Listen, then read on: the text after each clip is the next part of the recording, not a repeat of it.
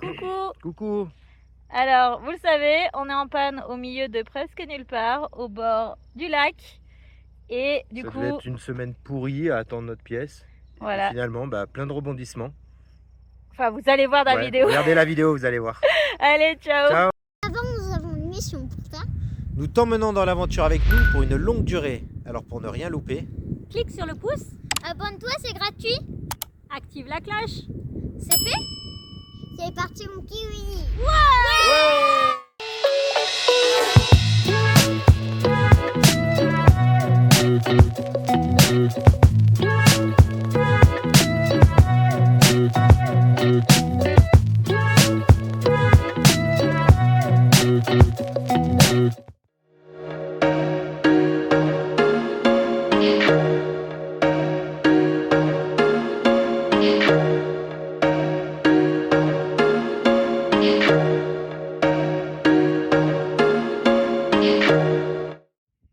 Vous avez vu là-bas?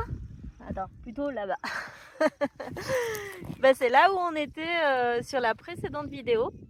Et en fait, heureusement, il y a les locaux d'ici qui sont venus nous voir en nous disant montez vite plus haut parce qu'il y a le lac qui va monter. En fait, ici, c'est le printemps et il y a la fonte des neiges. et du coup, le lac il se remplit. Et C'est rapide, hein, c'est incroyable. C'est très rapide en 2 jours. Ouais. En 2 jours, c'est inondé complet. Donc on a dû changer de spot, en fait, se mettre plus haut.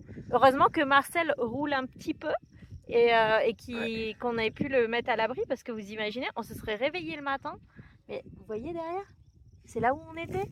Il y a la cabane des enfants, ils s'étaient fait une cabane avec les bâtons Les là-bas. piquets qui sont là-bas, dans l'eau, alors qu'avant, il y avait un super grand terrain. Avant, on était à 3 mètres du bord et là, c'est au milieu du lac. La fonte des neiges ici, c'est vraiment impressionnant. À l'espace de 48 heures, tout est recouvert. Et du coup, on est monté sur la butte juste au-dessus. On n'est pas trop mal non plus, hein. Franchement, on est bien. Non, on est bien, on a toujours la vue sur la montagne, on est tranquille, il n'y a personne qui passe. Et si ça continue comme ça, dans 2 jours, je pense qu'on sera de nouveau au bord du lac. Parce que le lac monte tellement vite. Et heureusement que les locaux nous l'ont dit parce que ça aurait pu nous faire drôle le matin en se levant, quoi. On aurait pu retrouver les pieds dans l'eau. Et justement, il nous disait qu'il y avait Il y en a un qui s'était enterré déjà. Ouais, qu'il y avait pour les sortir. des campeurs en fait qui s'enterraient ici et après impossible de sortir parce que ça devient une gadoue pas possible et ils n'arrivent même plus à les sortir. On a échappé au moins à ça. En attendant notre colis, et on est toujours au même endroit, quoi, quasiment. On a monté de 2 mètres. Ouais. On attend, on a négocié du coup avec le site pour que ce soit livré plus tôt parce qu'on leur a expliqué notre problème de visa. On espère qu'ils vont tenir parole et on va voir ça avec vous dans cette vidéo hein, parce que on croise les doigts, on leur fait confiance et on va voir. J'espère que ça va arriver au plus vite.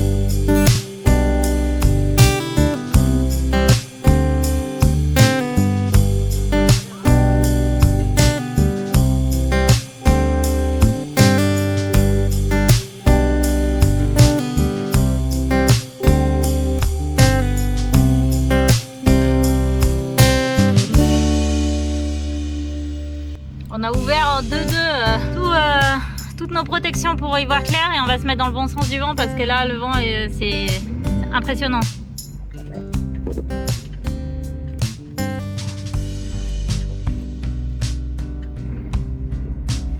Je pense qu'on est bon là. Hein. C'est que je regarde, j'ai l'impression qu'il venait plus là-bas, et là ça a rechangé. Oui, ça a changé de sens.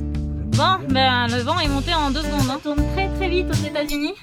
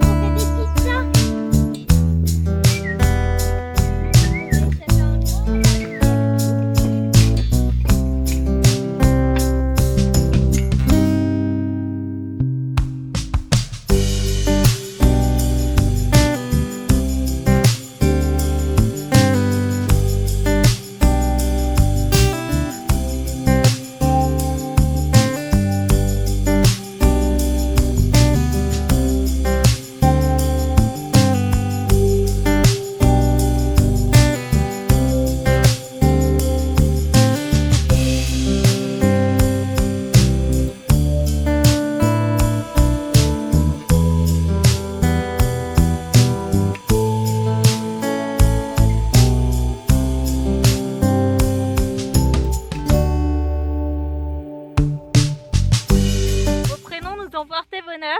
Pendant qu'on écrivait tout ça, on reçoit un message et DHL, comme quoi le colis est arrivé. Colis est arrivé. Alors gros coup de stress parce qu'au premier abord, c'était écrit livraison à Salt Lake City.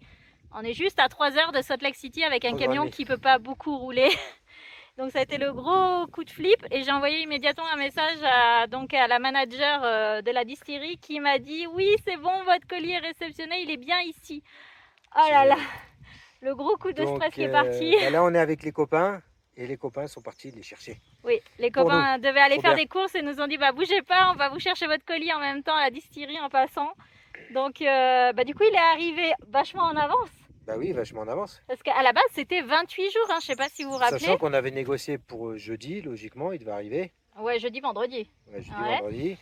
Et puis là bah on est... Et là, beaucoup plus tôt, du coup, en gros, au lieu de 28 jours, le colis aura mis, disons, une grosse dizaine de jours. Donc franchement, c'est un gros soulagement parce que nous, notre visa s'arrête dans pas très longtemps. Et on voulait quand même encore profiter des parcs nationaux qui sont avant le Canada. Et franchement, on commençait un peu à changer nos plans et à dire on va tracer jusqu'à la frontière parce que sinon, ça va mal se passer pour nous. Et c'est ça. Ça y est, ça redescend. On verra quand on l'aura dans les mains. Ouais, on y croira quand on l'aura dans les mains. En tout cas, déjà, ça fait du bien. Oui. Parce que si on a des boîtes de chocolat à la place, c'est pas trop ce qu'on attend. On s'est échappé. Bon, on vous tient au courant. Ouais. Mais elle fait croire qu'il n'y avait pas le colis. Et voilà. Ça y est, il est là. On va l'ouvrir tout de suite.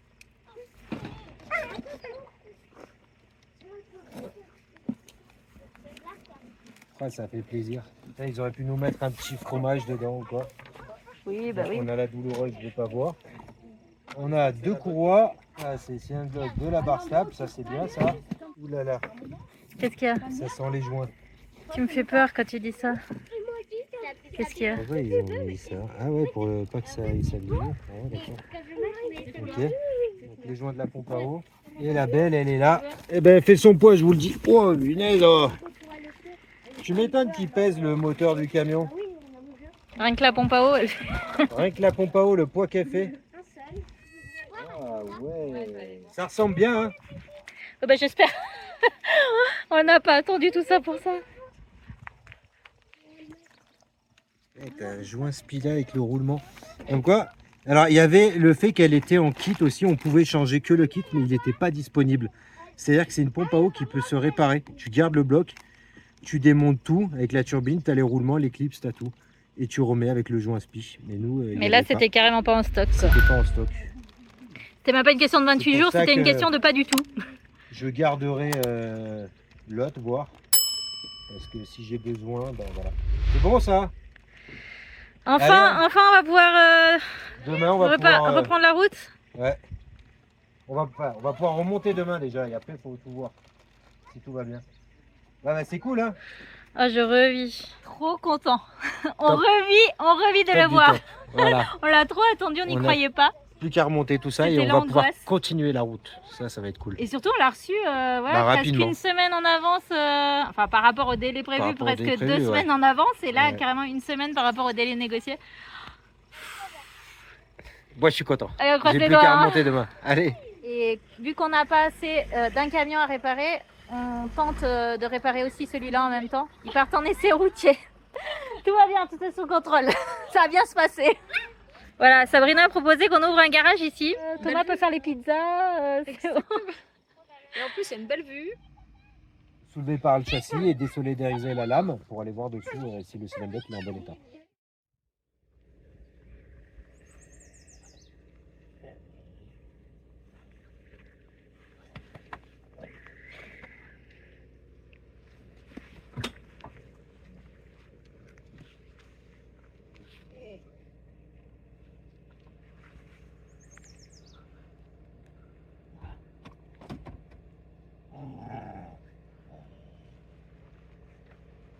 On va attaquer la pompe à eau. Allez, c'est parti. Ça vidanger, alors pas tout le liquide, mais une partie. Liquide de refroidissement. Le liquide de refroidissement pour pouvoir récupérer une partie.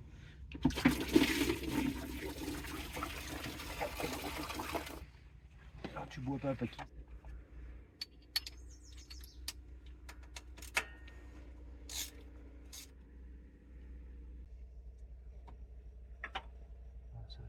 Faire la sonde. Là, on enlève le support thermostat. Parce qu'en fait, le bloc il est pris et sur le bloc moteur et sur la pompe à eau. Et après, le but c'est d'essayer de ne pas abîmer les joints quand tu démontes. Et si jamais par malheur ça abîme les joints, on a ce qu'il faut. On a ce qu'il faut. J'ai du papier à joint. Et peut-être même que j'ai des joints qui vont avec, parce que j'avais gardé une pochette de joints. Ah oui, donc tu referais comme une de dans nos vidéos précédentes où tu avais refait le joint, c'est ça?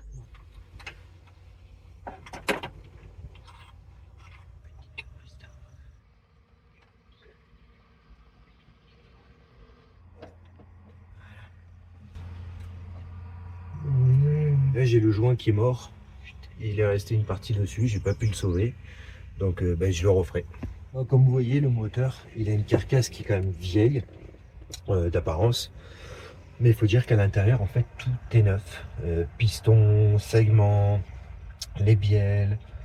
Qu'est-ce qu'on a fait? Les vilebrequins. Les vilebrequins, tout. En fait, tout à l'intérieur est neuf. Même la pompe à injection qui est ici, elle a été entièrement refaite par Bosch. Le compresseur d'air, pareil. Le radiateur, on l'a changé aussi. L'embrayage est neuf. Enfin, tout est neuf. Même le turbo, on l'a refait faire. Le démarreur, on l'a refait faire aussi.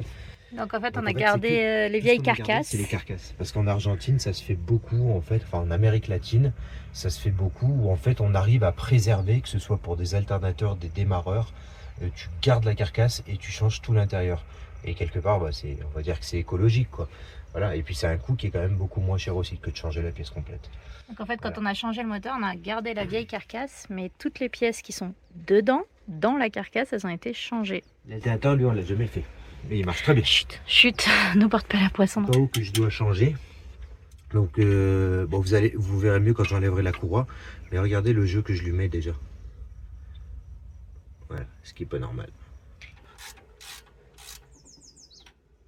Donc là, tu détends les courroies, c'est ça? Ouais. Hop, première. La deuxième. On fait glisser. La pompe à eau, elle est entraînée par des courroies, par 4 courroies. 2 d'alternateurs, pompe à eau, vilebrequin, et 2 de pompe à eau, compresseur d'air et vilebrequin. Donc d'abord, tu enlèves la pâte, après les courroies, c'est ça? Voilà. Et après la pompe à eau. Là, j'ai enlevé les dernières courroies. Maintenant, je m'attaque à la poulie. Donc c'est l'heure d'enlever la pompe à eau, c'est ça? Alors, avec le tournevis, pour pas déchirer la durite, je passe entre la durite et la ferraille et je fais tout le tour, si je peux, pour essayer de la décoller parce qu'elle est complètement collée, pour pas l'abîmer. Voilà, on entend que ça se décolle. Juste encore collé derrière. Allez, allez, ça y est, on y arrive. Voilà.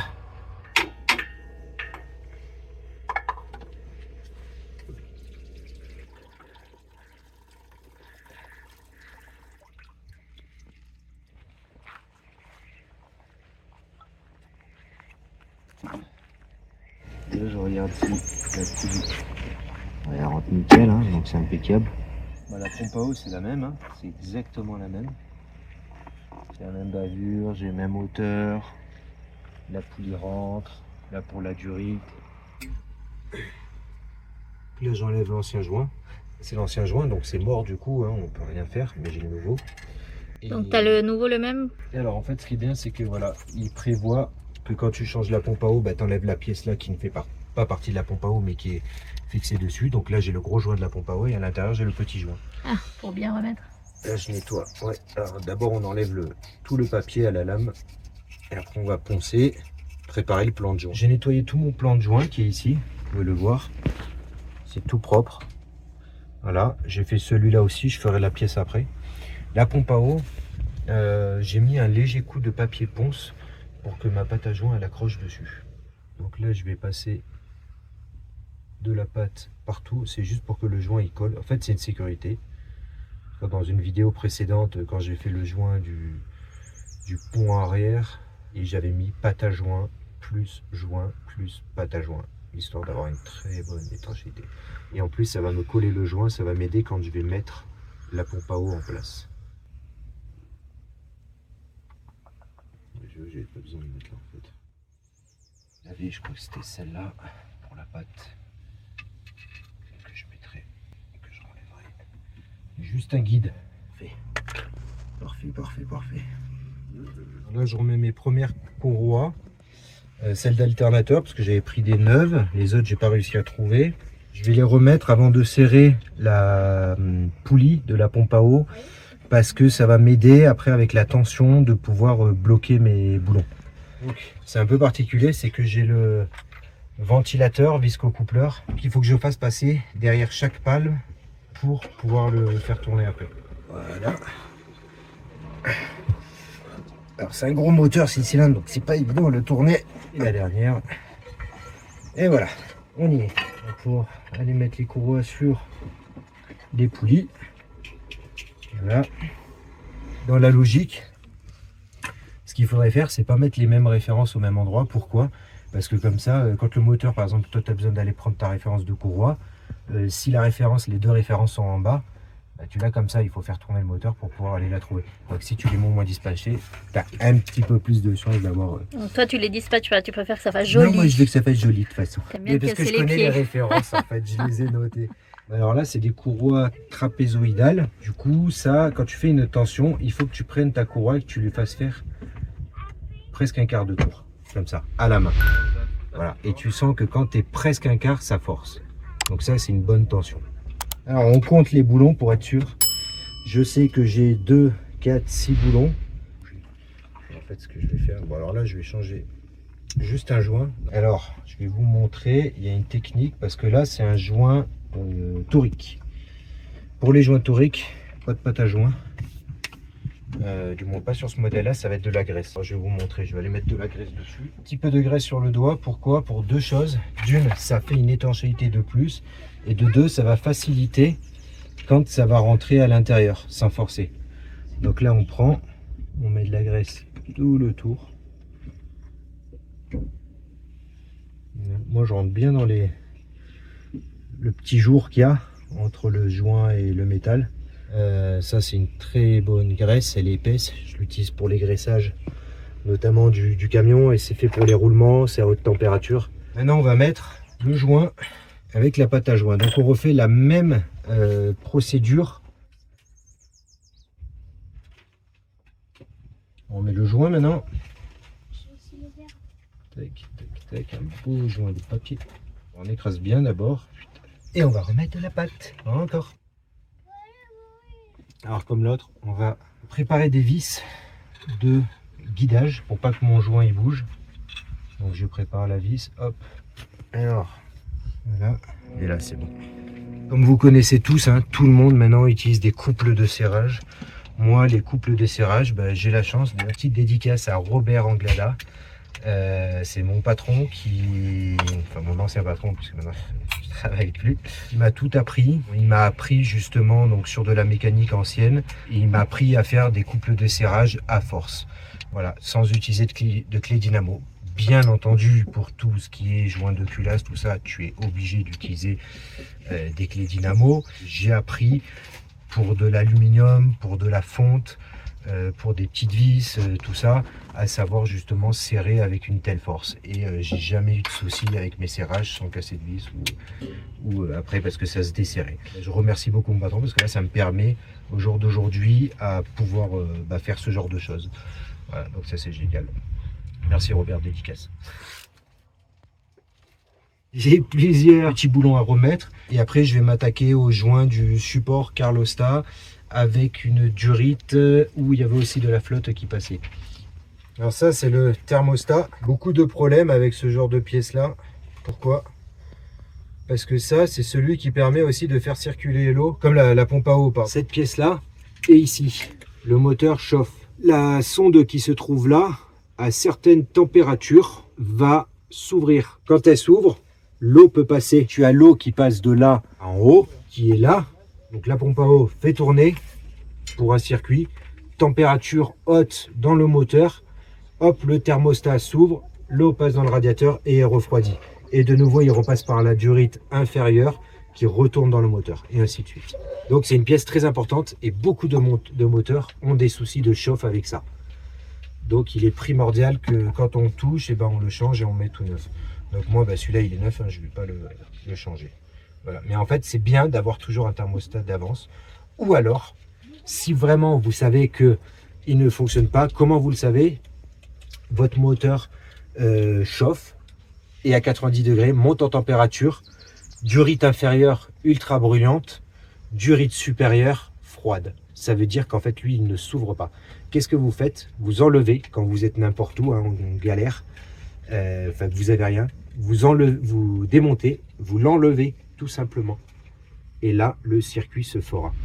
Alors, il faudra quand même le remettre, mais c'est question de survie du moteur. Voilà. Vous pouvez le supprimer sans problème pour se dépanner. Voilà. J'enlève à la lame le silicone qu'il y avait, ensuite un coup de brosse métallique.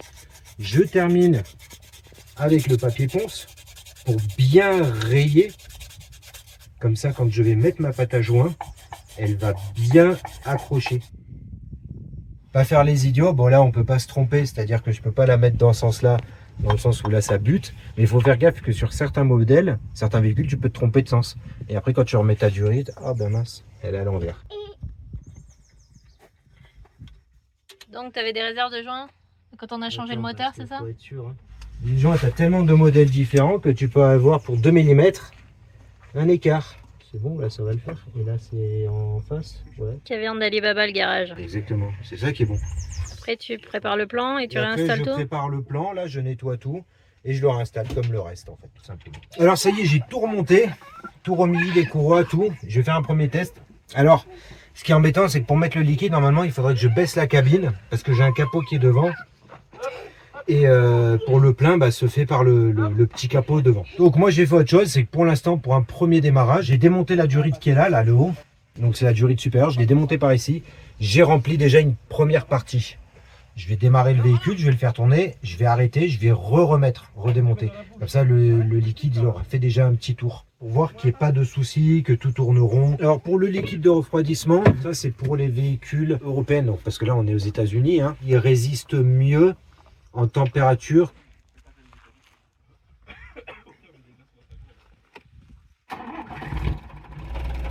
J'ai démarré mon véhicule et donc j'ai mis 2 courroies neuves qui fait la pompe à eau, l'alternateur avec le vilebrequin. Sur les 2 courroies neuves, il y a une courroie à l'intérieur qui s'est vrillée, elle s'est retournée. Et j'avais une tension qui était complètement différente sur les deux. Celle d'extérieur était plus souple, l'autre plus tendue. Cette courroie là, elle n'est pas neuve, ça c'est l'ancienne et ça c'est la nouvelle. J'ai réessayé une nouvelle fois en détendant un peu, pareil elle s'est revrillée. Et je comprenais pas. Et en fait, je me suis aperçu que, alors, il y a l'ancienne courroie qui est là, la nouvelle qui est là. Vu qu'elles ont le même cycle, c'est-à-dire qu'elles font vilebrequin, pompe à eau, alternateur, elles ont le même cheminement. C'est 2 courroies identiques, avec la même référence. La référence, c'est du 13 par 1300. Et en fait, du coup, j'ai cherché, j'ai regardé pourquoi. Et je me suis aperçu, et c'est quelque chose que je n'avais jamais vu. Alors, des courroies trapézoïdales, on connaît bien le fonctionnement, c'est-à-dire qu'il y en a qui sont crantées et il y en a qui sont non crantées, lisses. Et en fait, quand on regarde bien, il y en a une qui est plus plate que l'autre. L'autre, elle est plus conique. La vieille, elle est plus conique. Alors, c'est de la marque, hein, c'est Mail. Mail, c'est très bon. Et ça, c'est Mercedes, mais je ne sais pas ce que c'est. Voilà. Et en fin de compte, en mettant la Mercedes à l'intérieur, donc une ancienne, sur l'intérieur, et en mettant la plate sur l'extérieur, qui ne sautait pas, j'ai la même tension égale. Alors, il y a un truc vraiment, là, je bug avec mes 20 ans d'expérience, avec ce que j'ai pu voir. Donc là, j'ai résolu le problème. Mais je n'arrive pas à comprendre pourquoi, en ayant la même référence sur les deux courroies, il y a la différence, donc sur deux crantées aussi, une qui va être plus large, alors que quand on dit 13 par 1300, 13, c'est l'écartement. C'est exactement ce que j'ai là. C'est pas les mêmes en fait. Elle est plus conique que l'autre. Et là, je bug parce que ça me l'a fait carrément vriller. Donc c'est pas normal.